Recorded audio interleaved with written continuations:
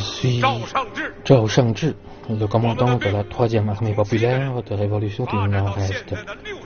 Notre armée comptait au départ 7 personnes, elle en compte désormais plus de 6 000.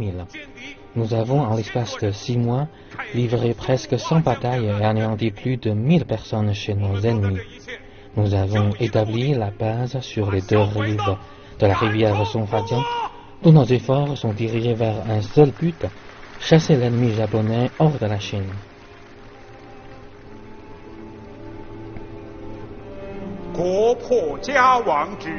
Le jour où notre pays sera vaincu et nos maisons détruites, mourir en héros n'aura plus d'importance.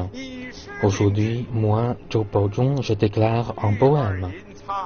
Lorsque le courant circula à nouveau entre le Yunnan, Luandan et notre nord-est, lorsque notre ennemi sera chassé hors de nos frontières, nous pourrons enfin parcourir l'étendue de notre territoire avec fierté.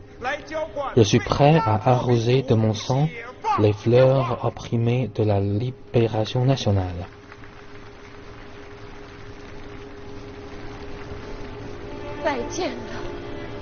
Adieu, chers parents. Adieu, chers compagnons de lutte. Nos munitions sont épuisées et nous sommes nez à nez avec la rivière cousée, glacée. Lorsque vous récupérerez le nord-est, n'oubliez pas de nous prévenir. Nous sommes les jus soldats de la compagnie féminine de la 5e armée populaire de révolution du nord-est. Moi-même, l'instructrice Leng Yun, la chef de compagnie Hu Xiuzhi, ainsi que les guerrières Yang Guizhen, Guo Guiqin, Huang Guiqing, Wang Huimin, Li Fengshan, et la directrice de l'usine de vêtements Han Shunfu. N'oubliez jamais nos noms et vengez-nous. Résistez jusqu'au bout.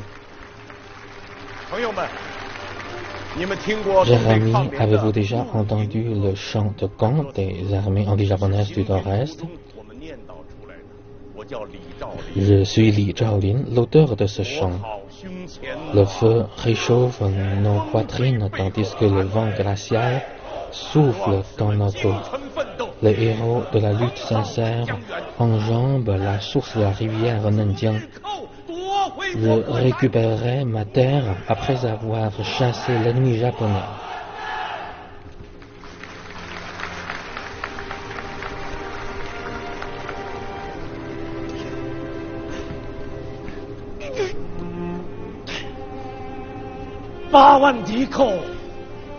Nous sommes assiégés par 80 000 de nos ennemis depuis 4 mois. Nous n'avons plus de provisions. Nous mangeons des herbes sauvages. Nous mâchons des écorces d'arbres et des racines. Les braves hommes n'abandonnent pourtant pas. Le sang sera peut-être versé, mais leur volonté et leur loyauté resteront inébranlables. Moi, Yang Jingyu, je préfère mourir de faim, mourir au combat et mourir de froid, plutôt que de devenir esclave.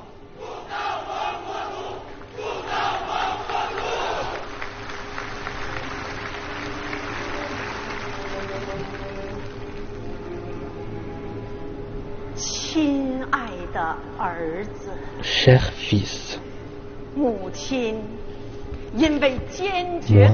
ta mère, j'ai résolument choisi la voie de résistance totale.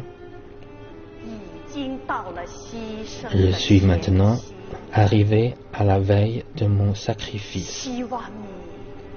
J'ai l'espoir que tu puisses vivre en paix une fois adulte. N'oublie pas de venir réconforter Zhao Yiman, ta mère qui est ici enterrée. Une fois adulte, j'espère que tu n'oublieras pas que ta mère s'est sacrifiée pour cette terre et pour que les enfants puissent enfin y vivre en paix.